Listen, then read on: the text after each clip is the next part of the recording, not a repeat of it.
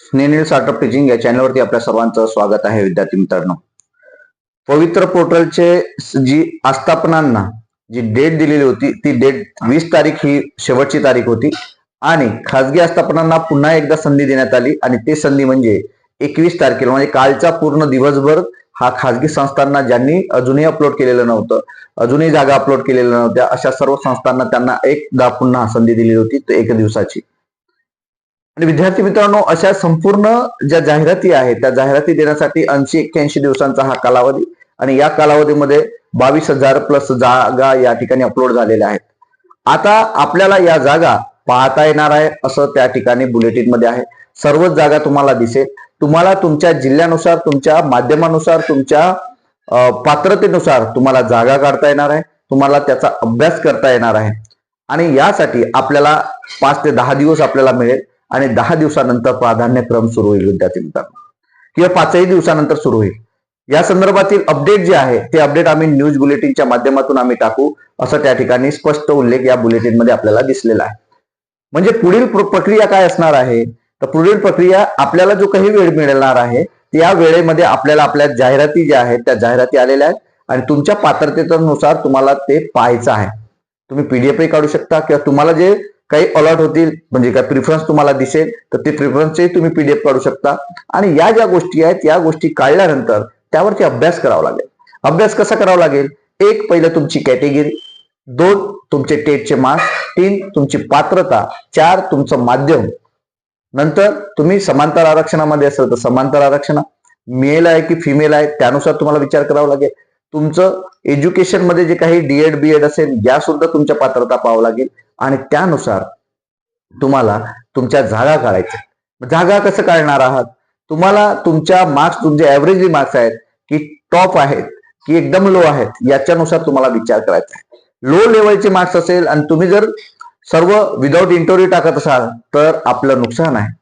तुम्हाला जर average marks आहे, ऍव्हरेज मार्क्स असून सुद्धा तुम्ही जर टॉप याचे टाकत असाल, कॉलेजेस किंवा शाळा जे काही भेटत असेल त्याची प्रिफरन्स तुम्ही टाकत असाल तर तरीही नुकसान आहे. तुमच्या मार्क्सनुसार तुम्हाला प्रिफरन्स टाकायचे. नाही मला माझा जिल्हा पाहिजे, नाही मला माझ्याच जिल्ह्यात नोकरी पाहिजे, जमून जाईल, यांनी असं म्हटलं त्यांनी तसं म्हटलं. विद्यार्थी मित्रांनो, याच्यावर विश्वास ठेवू नका. तुम्ही स्वतः विचार करा की मला नोकरी पाहिजे, मी कुठेही करायला तयार आहे. मग सिंधुदुर्ग असो की गडचिरोली असो की नंदुरबार असो की इकडे कोल्हापूर सांगली असो, कुठेही जायला तुम्ही तयार व्हा. कारण तुमचे मार्क्स इम्पॉर्टंट आहे. कारण सिस्टम मार्क्स बघते, तुमचं मन नाही किंवा तुमच्या भावना नाही. त्यामुळे ते समजून घेणं गरजेचं आहे आणि त्याचनुसार तुम्हाला ते प्रिफरन्स टाकायचे आहेत.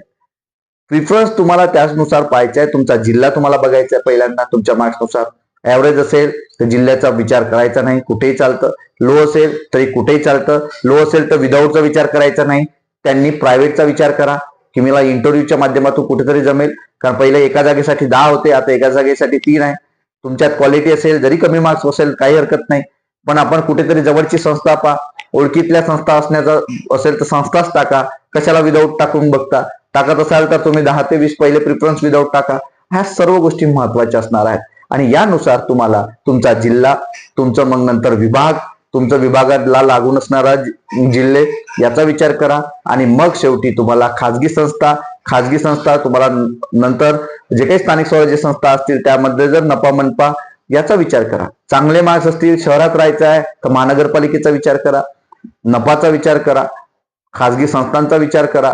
तुम्हाला जर क्वालिटीचं शिक्षण शिकवायचं असेल आणि तुम्हाला त्या ठिकाणी जायचं आहे, नाही मला इतर कोणतेही कामं नको, नाही मला झेडपीत नाही जायचं आहे, खाजगी संस्था आहे, स्वामी आहे, रयत आहे, सरस्वती आहे, मराठा शिक्षक प्रसारक आहे, शिवाजी आहे, अशा विविध संस्था आहेत ज्या आपल्याला 23-24 ज्या संस्था आहेत ज्या आपल्याला विदाऊट इंटरव्ह्यूचे आपला प्रिफरन्स मिळणार आहेत किंवा त्या संस्था आहेत ज्या खाजगी आहेत ज्या चांगल्या आहेत, तर यात तुम्ही सुद्धा जाऊ शकता विद्यार्थी मित्रांनो. आणि या 10 दिवसामध्ये आपल्याला याचा विचार करायचा आहे. प्रिफरन्स आल्यानंतर सुद्धा आपल्याला 2 ते 3 दिवस तुम्हाला घाई करायची नाही, पहिल्याच दिवशी भरले पाहिजे नाही. वेळ घ्या, 2 ते 3 दिवस लावा. एखादी किंवा 2 माणसांचा, अनुभवी माणसांचा त्याचा अनुभव घ्या, त्यांचं मार्गदर्शन घ्या. 10 लोकांचं मार्गदर्शन घेऊ नका, कारण त्यांचं तुमचं जे मत आहे ते वेगवेगळं असू शकते आणि त्यात तुम्ही वेगवेगळा विचार करून तुमचं डोकं खराब होऊ शकते आणि तुम्ही कोणतेही प्रिफरन्स जर टाकाल तर तुमचं नुकसान होऊ शकते. म्हणून मार्गदर्शन घ्यायचं आहे ते 1 ते 2 व्यक्तीचंच मार्गदर्शन घ्या, ज्यामुळे तुमचा फायदा होणार आहे. आणि ह्या ज्या बॅच आहेत, पैसे कमवण्याचे धंदे जे आहेत त्यांच्यापासून सावध राहा, कारण तुम्हीच तुमच्या जीवनाचे शिल्पकार असणार आहात, इतर कोणी नाही. मार्गदर्शन देऊ शकतात, पण पैसे देऊन जर मार्गदर्शन देणार असेल तर तो कोण्या लायकीचा व्यक्ती आहे किंवा तो चॅनलवाला आहे ते तुम्ही समजू शकता विद्यार्थी मित्रांनो. त्यामुळं आमचं मदत करणं काम आहे. तुम्ही आम्हालाही विचारू शकता, ग्रुपला टाकू शकता आणि त्यातून तुम्हाला ते लिस्ट तुमच्या जिल्ह्यानुसार आम्ही तुम्हाला देऊ, तुम्हाला सांगू. फोनवरही तुम्ही संवाद साधू शकता. व्हॉट्सअपला आधी मेसेज, कॉल या सर्व गोष्टी करणं गरजेचं असते. त्यातून तुम्हाला मदत सुद्धा आम्ही करू विद्यार्थी मित्रांनो. आमचा हेतू एकच आहे की शिक्षण विभागामध्ये क्वालिटीचे विद्यार्थी आपले येणं, आणि त्यासाठी तुमचं सर्वांचं स्वागत आहे. तुम्हाला सर्वांना धन्यवाद देईल की आपण सर्वांनी यासाठी की जे पैशाच्या बॅचेस आहेत त्यापासून सावध राहा, की त्यांना लोकांना सुद्धा सावध करा. यांची तुम्हाला गरज नाही, कारण तुम्ही शिक्षक बनणार असाल आणि पैसे देऊन जर बॅच लावत असाल की नाही बा मी कोणते प्रिफरन्स टाकावं, हे डुप्लिकेट शिक्षकाची काही गरज नाही, हे सुद्धा समजून घ्यायची गरज आहे. कारण तुम्ही तुमचा अभ्यास केला पाहिजे, तुम्हाला तुमच्या पात्रतेचा, कारण तुमची स्वतःची भरती आहे, स्वतः शिक्षक होणार आहात, तर त्याचा अभ्यास तुम्हाला करता आला पाहिजे विद्यार्थी मित्रांनो. त्यामुळं यासाठीच हा व्हिडिओ बनवलेला होता. हे अपडेट तुम्हाला कसं वाटलं हे नक्की कमेंट बॉक्समध्ये कळवा, आणि अशाच अपडेट करता माझ्या चॅनलला मात्र सबस्क्राईब करा. धन्यवाद.